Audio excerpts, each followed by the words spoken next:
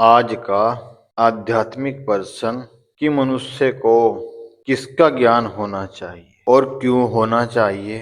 आज के समय में मनुष्य उस नश्वर सुख के पीछे भाग रहा है जिसका कोई अस्तित्व ही नहीं है, जो कुछ समय बाद समाप्त हो जाता है। अर्थात ये संसार के वो सुख हैं जिनके पीछे मनुष्य पाप पर पाप कर रहा है, अधर्म कर रहा है, परंतु उस सुख के पीछे कोई नहीं भागता जो शाश्वत सत्य है, सदा सत्य है, जो हमेशा रहना है, जो इंसान के जन्म से पहले भी था, इंसान के मृत्यु के बाद भी रहेगा। अर्थात वो अटल अमर सत्य जो जानते तो सभी हैं लेकिन सच्चे मन से कोई नहीं मानता।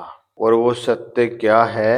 वो सत्य है उस परम पिता परमेश्वर का ज्ञान, उस ईश्वर का नाम, उस ईश्वर का भजन, सुमिरन, चिंतन और मनन। ये सभी जानते हैं कि मनुष्य को जन्म देकर ईश्वर ने ही पृथ्वी लोक पर भेजा है, लेकिन फिर भी मनुष्य अपने आप को ही कर्ता धर्ता मानते हैं। वो इसलिए क्योंकि मनुष्य ने कभी अपने अंदर झांक कर नहीं देखा।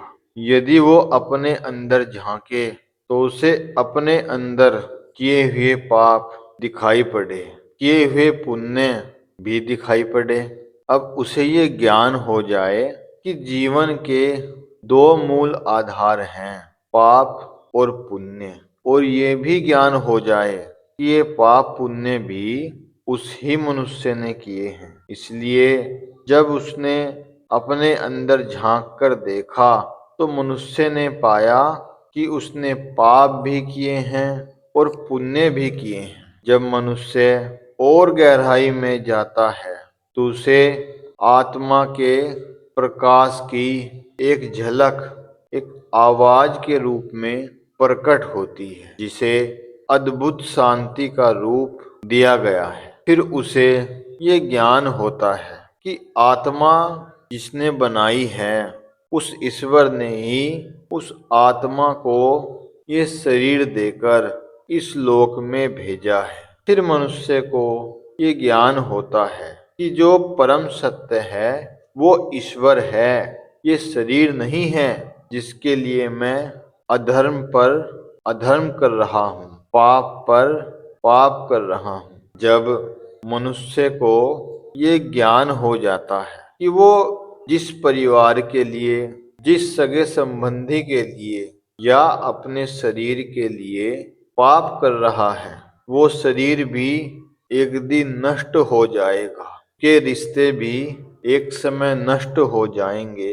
अगर कुछ शेष बचेगा तो वो किया हुआ पाप जो उस आत्मा से इस प्रकार चिपक जाता है जिस प्रकार सूर्य से उसकी किरणें जो तभी समाप्त होती हैं जब उसका फल वो आत्मा शरीर के रूप में भोग ले, क्योंकि उस आत्मा ने वो पाप भी शरीर के माध्यम द्वारा ही किया है। इसलिए मनुष्य को जब तक ये ज्ञान होता है कि आज ना उसका शरीर है, ना उसका कोई रिश्ता है, ना कोई सगा संबंधी है, अगर उसके कुछ साथ हैं तो उसके किए गए कर्म, यदि मनुष्य ने ईश्वर की राह पर चलकर कुछ पुण्य अर्जित किए हैं तो उस पुण्य के आधार पर ही उन पापों का निवारण होता है। लेकिन वो ईश्वर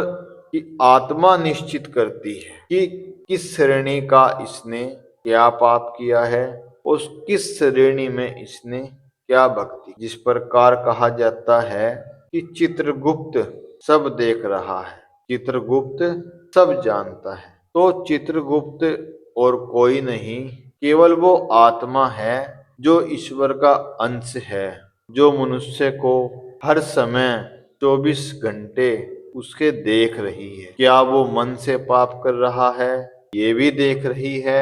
क्या वो शरीर से पाप कर रहा है, ये भी देख रही है। इसलिए मनुष्य को ज्ञान होना बहुत आवश्यक है। जब मनुष्य को ईश्वर का ज्ञान होता है तो वो पाप छोड़कर पुण्य करता है, धर्म के कार्य करता है, सद्व्यवहार करता है, सभी से प्रेम करता है, नेक कर्म करता है और अपने अंत समय में इस संसार से उसकी यात्रा सुखमय और सफल होकर ईश्वर के चरणों तक पहुंचती है। इसलिए मनुष्य को यदि ईश्वर का ज्ञान हो जाए तो उसका जीवन स्वतः ही बिना किसी परिश्रम के बदल जाएगा।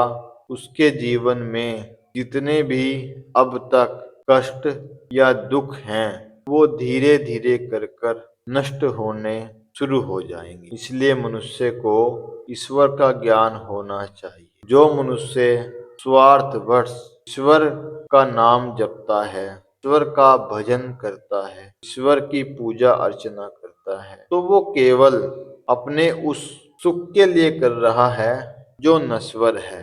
जितने भी उसने उस सुख के लिए पूजा पाठ की है, जप किया है, तप किया है, हवन किया है, उसका फल तभी समाप्त हो जाता है जब वो वस्तु से मिल जाती। परंतु यदि मनुष्य अपनी आत्मा के लिए जब तप हवन यज्ञ इत्यादि करता है तो वो सदा सदा के लिए जन्मों जन्मांतर तक के लिए की आत्मा में निवास कर जाती है। के फलस्वरूप से आगे का जन्म जो मिलता है वो अत्यंत ही सुखदायी, गुणकारी, धर्म के कार्य करने वाला, नाम यश प्राप्त करने वाला ऐसा जन्म मिलता है और उस जन्म में भी वो ईश्वर की सेवा ही करता है। इसलिए मनुष्य को केवल ईश्वर का ज्ञान होना चाहिए। यदि ईश्वर का ज्ञान नहीं होगा तो मनुष्य का पतन होना